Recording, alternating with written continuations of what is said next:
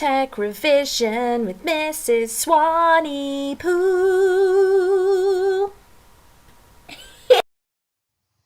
Hi Year 11, today we are going to focus on another bit of core knowledge. So this is core and this is called mechanical systems.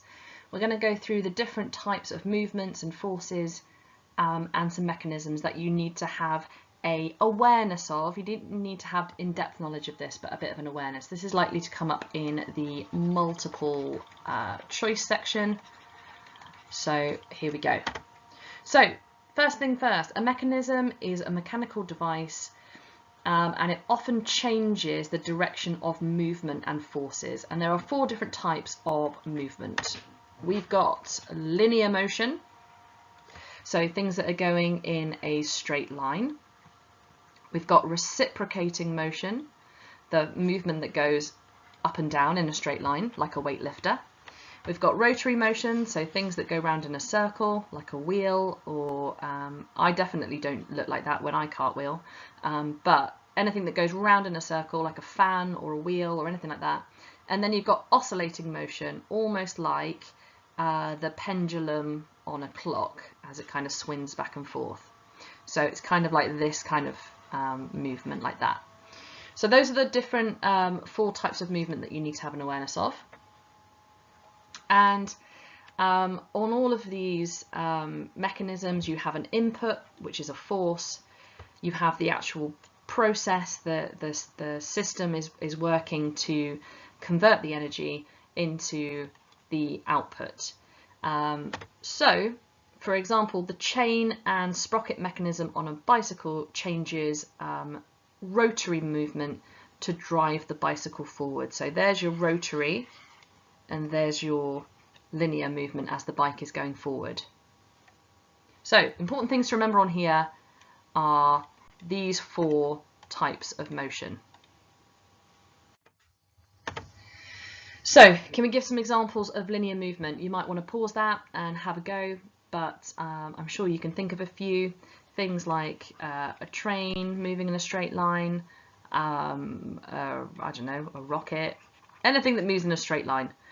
Reciprocating motion, things that go back and forth, so like that weightlifter, someone like a punching, feeling quite violent today, I can't think of any other examples. Rotary motion, things like a wheel, a fan, turbine, and then oscillating movement, a pendulum. For all you golfers out there, a golf swing is quite a good example of an oscillating movement. So these are quite tricky, and I've seen these come up in the exam before. Describe the movement changes taking place in the following mechanisms. So straight away here we have a rotary motion going in, and then we have, I would argue that that is not linear, and some of you might be thinking about what that actually is. I would say that that is reciprocating because it is going up and down. Okay, this one here is a bit of a trick because you have rotary motion here, but then you have rotary motion there. So it's changing the direction of the rotary motion, but it's still a rotary movement. And this one is kind of like a reciprocating movement as well. So we've got rotary going in here, and these little birds would peck up and down, so they'd go into a reciprocating movement. I've seen exam questions like this come up, normally multiple choice, but pay close attention to knowing the different types of movement. Okay, next thing you need to know a little bit about is what a lever is. It's the simplest type of mechanism, and there are 3 different types. So you have, firstly, a first class lever. And there's 3 important parts of a lever that you need to know. You need to know the fulcrum, which you can sometimes call the pivot, the load, so the thing that is actually being lifted, because levers are quite often used for something called mechanical advantage, to help you lift something that's heavy. So I'll just put that there for you. And then the effort, so that is the actual force going into it, force applied. So the first class lever, you can see that we have the fulcrum, the pivot point in the middle, we have the effort on this side, and we have the load on this side. A second class lever is a bit different. You have the load in the middle, you have the pivot point on the end, and you have the effort here. So just going back to first class lever, good example of this is a, what's it called in a park? It's gone completely out of my head, but a wheelbarrow here is a good example of a second class lever. So if you think that's the wheel on the front, the load in the middle, and you lifting it on one end. I still can't think about what that thing's called. Well, another good example is some scissors. They are good examples of a first class lever. And the last one, this is quite a tricky one, is the third class lever, where the effort is in the middle. So notice there's different things in the middle each time. You have the pivot point on this end and you have the load on the other. Now, there is a really clever way of remembering what class of lever everything is. So if you write down FLE and 1, 2, 3, as shown here, whatever is in the middle, so what's in the middle, will tell you what kind of class of lever it is.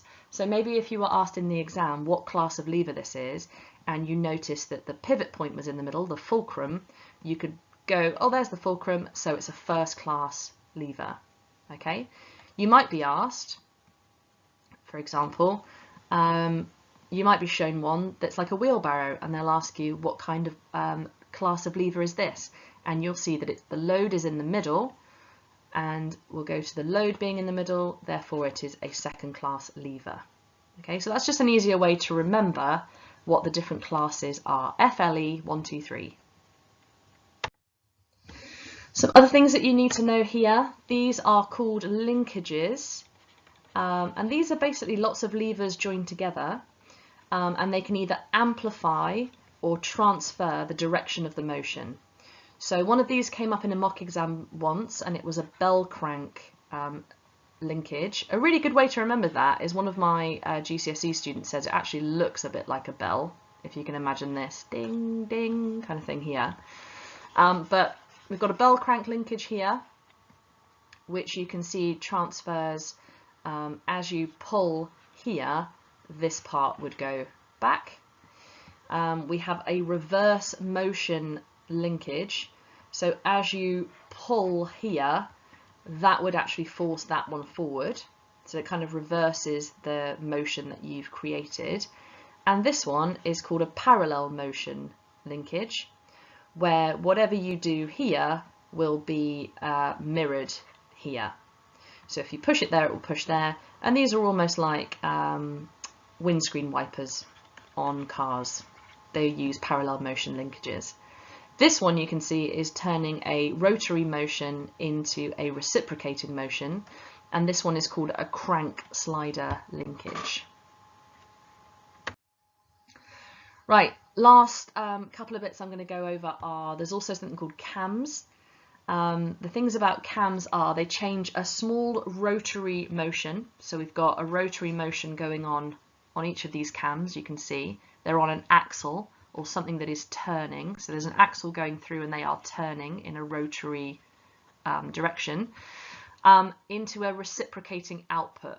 So you can see here and here and here we now have a reciprocating output, so they're going up and down.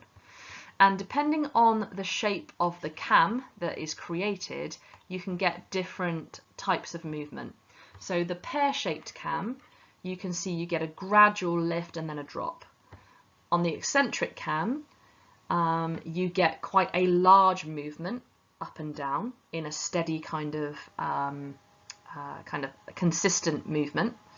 And that is because the pivot point is kind of off center. That's why it's called eccentric. It's a little bit different. It's off to one side, but you get a smooth up and down motion there. And the snail-shaped cam, you can see that it goes up gradually and then it suddenly drops down. Okay, so those are the three different types of cams that you just need to have an awareness of. And these are commonly used in things like children's toys. And any of you gearheads out there, in engines on something called the camshaft, which you may have heard of before. Okay, so they are basically little moving parts that change a rotary motion to a reciprocating motion. Right, I'm gonna stop there. I hope that was a useful little recap of some of the mechanisms. Remember again, these will only come up in that multiple choice section at the beginning of the paper. May only be 1 or 2 marks, but worthwhile going over. Right, see you on the next one.